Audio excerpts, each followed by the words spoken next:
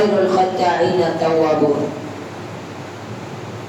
وقال النبي صلى الله عليه وسلم عن عائشة رضي الله تعالى عنها قالت قال رسول الله صلى الله عليه وسلم فإن العبد إذا اعترف ثم تاب تاب الله عليه.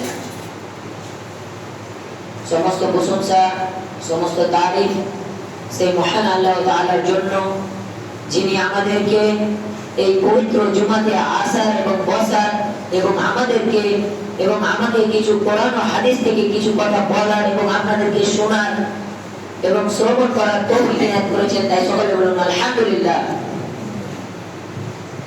তারপরে পরে আমাদের ধর্মের গুরু কর্মের নেতা মাআন্নাল্লাহ মুরুদুলাল তাজদারি মাদানী আহমদ মুস্তাফা মুহাম্মদ মুস্তাফা, তাই সকলে বলুন সাল্লাল্লাহু আলাইহি ওয়াসাল্লাম। তিনার প্রতি হাজার হাজার দুরূদ ও সালাম বর্ষিত হোক। আল্লাহুম্মা সাল্লি আলাইহি আল্লাহুম্মা বারিক আলাইহি।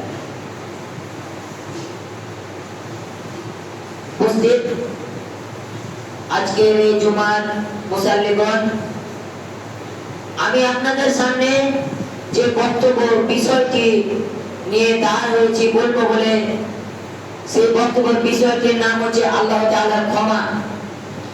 আল্লাহর কাছে আমরা কিভাবে ক্ষমা চাইব আর কিভাবে ক্ষমা চাইলে মহান আল্লাহ তাআলা আমাদেরকে ক্ষমা করবেন, এই সম্পর্কে আমি আপনাদের সামনে বলবো।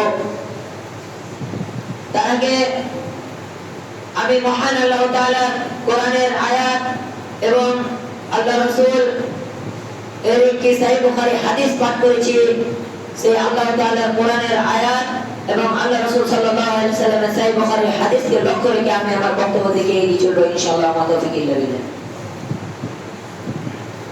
নবী করিম সাল্লাল্লাহু আলাইহি ওয়াসাল্লামের বাণী দ্বারা বোঝা যায় যে আল্লাহ রাসূল সাল্লাল্লাহু আলাইহি ওয়াসাল্লামের কোরআনুল কারীম দ্বারা বোঝা যায় যে সবচেয়ে উত্তম লোক, সবচেয়ে ভালো লোক, সবচেয়ে উত্তম ব্যক্তি, সবচেয়ে ভালো ব্যক্তি, সবচেয়ে উত্তম মানুষ, সবচেয়ে ভালো মানুষ ওই মানুষ যে ব্যক্তি আল্লাহর নিকট তওবা করে, আল্লাহর নিকট ক্ষমা চায়।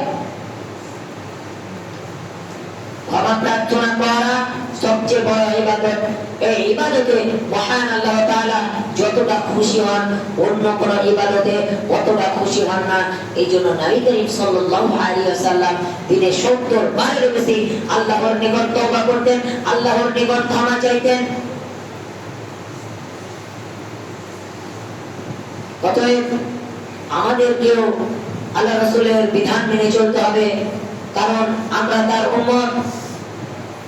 তিনি যা কিছুই করে গিয়েছেন পৃথিবীর বুকে আমাদেরকে তা মেনে চলতে হবে। এরপরে মহান আল্লাহ তাআলা কোরআন পাকের মধ্যে বলছেন, সূরাতুল তাহরীম ৮ নম্বর আয়াত, ইয়া আইয়ুহাল্লাযীনা আমানু তুবু ইলাল্লাহি তাওবাতান নাসুহা। হে মুমিনগণ, হে বিশ্বাসীগণ, তোমরা আমার নিকট তওবা করো, তোমরা আমার নিকট ক্ষমা চাও। আমি আল্লাহ তোমাদের তওবাকে কবুল করব, আমি আল্লাহ তোমাদেরকে ক্ষমা করব।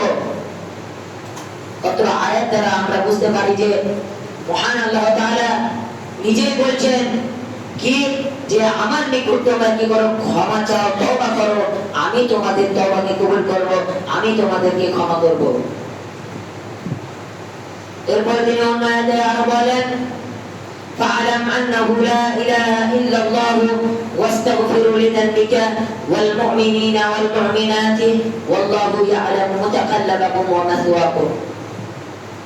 তোমরা জানো যে আল্লাহ তাআলা ছাড়া কোনো প্রকৃত মাবুদ নেই, আল্লাহ তাআলা ছাড়া কোনো সত্য মাবুদ নেই, অথচ তোমরা কি করছো, সেই আল্লাহ তাআলার ইবাদতকে ছেড়ে দিয়ে, সেই আল্লাহ তাআলার ইবাদতকে ছেড়ে দিয়ে, আল্লাহ তাআলার কথাকে অমান্য করে তোমরা সেই পীরের মাজারে গিয়ে সেই পীর বাবার কাছে সিজদা করছো, সেই পীর বাবার কাছে গিয়ে চাইছো। কেন তোমরা আল্লাহর কাছে চাইতে পারো না? আরে পীর বাবা যদি কিছু দিতে পারতো তাহলে সেই পীর বাবার আশেপাশে অনেক ফকির মিসকিন দেখা যায়, তারা ফকির মিসকিন থাকতো না, তারা সেই পীর বাবার কাছ থেকে কিছু চেয়ে তারা অনেক ধনী হয়ে যেত। সেই পীর বাবা কিছু দিতে পারে না, তার কারণে আজও সেই ফকিরই রয়ে গেছে। পত্র আয়াত দ্বারা প্রমাণিত হয় যে যা কিছু আমাদের প্রয়োজন সবকিছুই আমাদেরকে আল্লাহ তাআলার কাছে চাইতে হবে। যদি আমরা আল্লাহ তাআলার কাছে চাই, যাই চাই না কেন মহান আল্লাহ তাআলার কাছে তিনি তাই আমাদেরকে দিবেন। আর যদি আমরা সেই পীরের মাঝে গিয়ে যদি সেই পীর বাবার কাছে চাই তো আমাদের 2 পয়সা লাভ নেই। এরপরে আরেকটি আয়াতের মধ্যে এসেছে সূরাতুল আরাফ 23 নম্বর আয়াতের মধ্যে মহান আল্লাহ তাআলা বলেছেন قال ربنا ظلمنا انفسنا وان لم تغفر لنا وترحمنا لنكونن من الخاسرين। তিনি বলেন হে আমাদের প্রতিপালক, হে আমাদের রব, আমরা নিজের প্রতি অন্যায় করেছি, অত্যাচার করেছি, আপনি আমাদেরকে ক্ষমা করুন, আপনি আমাদেরকে ক্ষমা করুন। আপনি যদি আমাদেরকে ক্ষমা না করেন তাহলে আমরা নিশ্চয় ক্ষতিগ্রস্তের মধ্যে অন্তর্ভুক্ত হব। অত্র আয়াত দ্বারা প্রমাণিত হয় যে মহান আল্লাহ তাআলা যদি আমাদেরকে ক্ষমা না করেন তাহলে আমাদের নিশ্চয় কিছু ক্ষতি হবে। এরপরে আরেকটি আয়াতের মধ্যে মহান আল্লাহ তাআলা বলেন قال رب إني ظلمت نفسي فاغفر لي। হে আমাদের প্রতিপালক, হে আমাদের রব, আমরা নিজের প্রতি জুলুম করেছি, অত্যাচার করেছি, আপনি আমাদেরকে ক্ষমা করুন, আপনি আমাদেরকে দয়া করুন। দয়ালুদের মধ্যে আপনি সবচেয়ে শ্রেষ্ঠ দয়ালু, ক্ষমাশীলের মধ্যে আপনি শ্রেষ্ঠ ক্ষমাশীল। আপনার মতো এই পৃথিবীতে আর এই জগতে কোনো আমাদের দ্বিতীয় রব নেই খোদা, তুমি আমাদের একমাত্র শ্রেষ্ঠ ক্ষমাশীল, তুমি একমাত্র আমাদের শ্রেষ্ঠ দয়ালু প্রভু, তুমি ছাড়া আমাদের আর কেউ নেই। এইভাবে আল্লাহর কাছে মাথা নত করলে, এইভাবে আল্লাহর কাছে কান্দাকাটি করে চাইলেই তো আমাদেরকে ক্ষমা করবেন আল্লাহ তাআলা, নাহলে কিভাবে করবে? সবাই চাইবো তো ইনশাআল্লাহ। وقال النبي صلى الله عليه وسلم عن انس رضي الله تعالى عنه قال قال رسول الله صلى الله عليه وسلم كل بني آدم خطاء وخير الخطائين التوابون। আনাস রাদিয়াল্লাহু তাআলা আনহু থেকে বর্ণিত তিনি বলেন নবী করিম সাল্লাল্লাহু আলাইহি ওয়াসাল্লাম বলেছেন প্রত্যেক আদম সন্তানই অপরাধী, প্রত্যেক আদম সন্তানই অপরাধ করে থাকে। উত্তম অপরাধী তারাই যারা আল্লাহর নিকট তওবা করে, আল্লাহর নিকট ক্ষমা চায়। কত হাদিস দ্বারা আমরা কি বুঝতে পারলাম? সম্মানিত উপস্থিতি, কত হাদিস দ্বারা আমরা এটাই বুঝতে পারি যে উত্তম অপরাধী তারাই যারা পাপ করে, গুনাহ করে, করার পর আল্লাহর নিকট রাতের বেলায় উঠে কি করে আল্লাহর নিকট, আল্লাহর দরবারে তওবা করে, ক্ষমা চায়, তারাই হচ্ছে উত্তম অপরাধী। অপরাধ করার পর সে আল্লাহর কাছে তার পাপ স্বীকার করছে যে আল্লাহ আমি এই পাপ করেছি, আমি এই গুনাহ করেছি, আপনি আমাকে ক্ষমা করুন। আবু হুরায়রা রাদিয়াল্লাহু তাআলা আনহু বর্ণিত তিনি বলেন নবী করিম সাল্লাল্লাহু আলাইহি ওয়াসাল্লাম বলেছেন, নবী করিম সাল্লাল্লাহু আলাইহি ওয়াসাল্লাম বলেছেন মহান আল্লাহ তাআলা তার হাতকে রাত্রি বেলায় প্রসারিত করেন, বাড়িয়ে দেন। কিসের জন্য? তওবার জন্য। এবং দিনের বেলাও তিনি তার হাতকে প্রসারিত করেন, বাড়িয়ে দেন, কারণ যারা রাত্রি বেলায় পাপ কাজ করেছে তারা যাতে দিনের বেলায় মাফ চাইতে পারে, তার কারণে মহান আল্লাহ তাআলা তার হাতকে বাড়িয়ে দেন, প্রসারিত করেন। এবং রাত্রি বেলায় তার হাতকে কেন বাড়িয়ে দেন? যাতে দিনের গুনাহগার বান্দারা রাত্রি বেলায় এসে মহান আল্লাহ তাআলার কাছে ক্ষমা চাইতে পারে, তওবা করতে পারে, তার কারণে রাত্রি বেলায় মহান আল্লাহ তাআলা তার হাতকে প্রসারিত করেন, বাড়িয়ে দেন।